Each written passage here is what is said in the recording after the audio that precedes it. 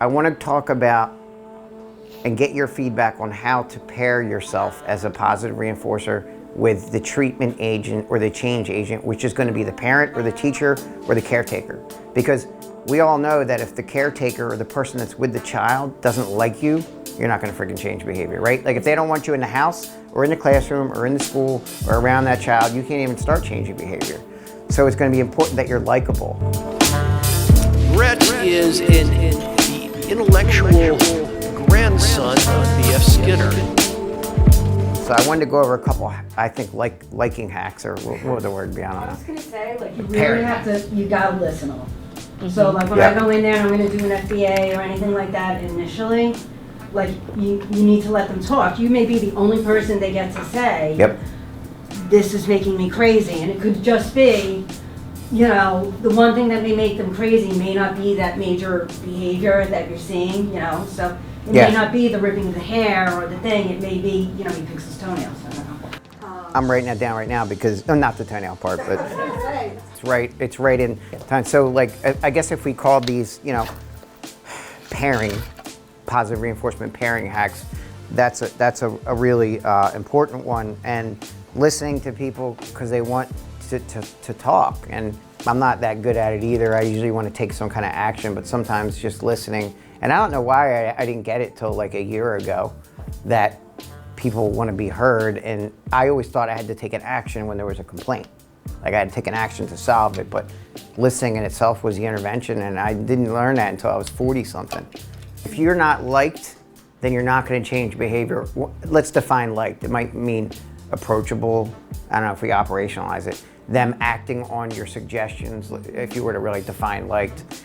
Even being in your proximity. So one hack would be, now this isn't backed with science, all right? So I don't have a bunch of treatment integrity research or stuff to support this. This is my own experience. Some of it is validated, but my own experience is remember people's fucking name. There's nothing people want to know more than you saying their name.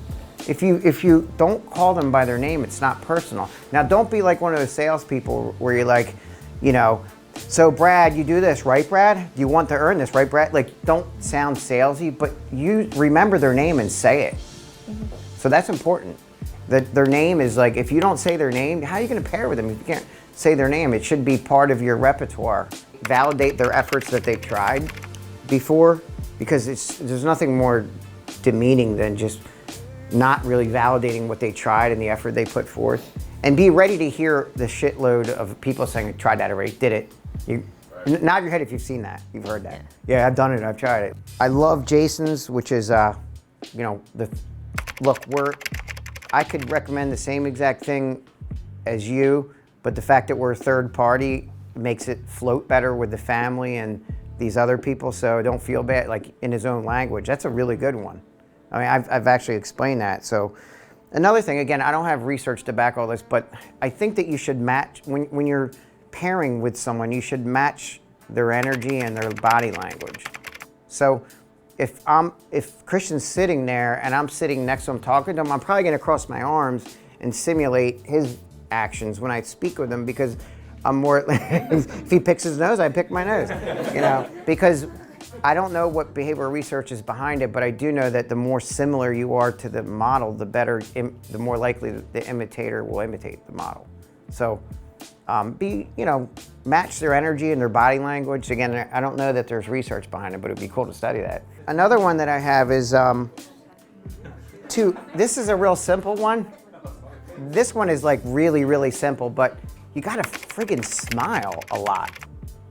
Because, you know, there's a whole evolutionary history. If you smile, you're approachable. I mean, we spent thousands of years on the Serengeti plains. I don't know if we did, but I think we did. I think Darwin said that.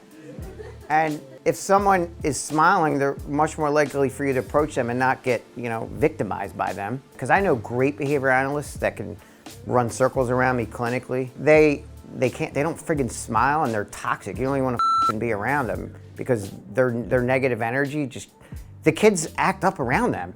The other one is obviously just like really deliver on the things that you promise, and like I always say, under promise, over deliver. So just don't promise stuff unless you're sure you're gonna deliver. That's really important for the pairing process because you can break the confidence right away. And then, you know, have a sense of humor. But having a sense of humor can also be dangerous because if you're offending someone because you think something's funny, so you got to be careful with so having a sense of humor, smiling, these are all important things. The other thing is I think you should know their functions.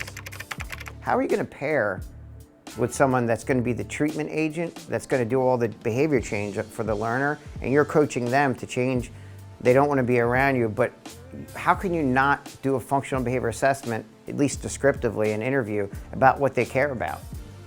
So you need to know if they care about attention, maybe you're giving them a shout out on our YouTube channel. If once you figure out what they like. Get a little intel, do some reconnaissance, like go on LinkedIn and figure out where they went to school. You know, figure out maybe get on their Facebook page. I mean, don't be creepy about it. But, you know, find out what their functions are. Maybe they don't like attention. I know Raph doesn't want attention, and it could punish Raphael's behavior if I do a shout out in front of everyone. You can tell from body language and things like that. So maybe escape is their biggest function. And, you know, Jason talks about all of a sudden it's a relief. You show up and you're hands on, you gave him 5 minutes of a break, and that was the best pairing you ever could have done. So think about their functions. And I don't know how we can, as behavior analysts, overlook that. How is there not a whole training on functions of the treatment agent? Just look at the teachers in your classrooms. You know, some are we've gone over before the 4 types of teachers, but like, you know, it kind of brings into your environment. You have to create a plan that's going to work in the environment. If you have a teacher who operates off of negative reinforcement, you're not going to be able to give her a big workload to start. You're going to have to shape it up, and, you know, as opposed to give her some very involved plan. I think that's true of parents. Oh, I've gone into absolutely, parents and they're like, well, we had this, but it didn't really work. Because our household isn't that way. And they have a learning history of failed treatment plans. Yeah, and so you have to be, all right, like, right. you know, definitely, like, you know, try to make it a team, as opposed to I'm going to come in and tell you what you do. The last one I had is just, it's okay at times to show some vulnerability and that you're not perfect, and that be honest about what you don't know, and that, you know, that you can learn something from the person in front of you. Because if anyone's arrogant enough to think that they can't learn from the person in front of them, then the other person's going to check out. So, you know, let people know what your areas of need are, and, you know, they might come back and criticize you later, but it's okay, I think.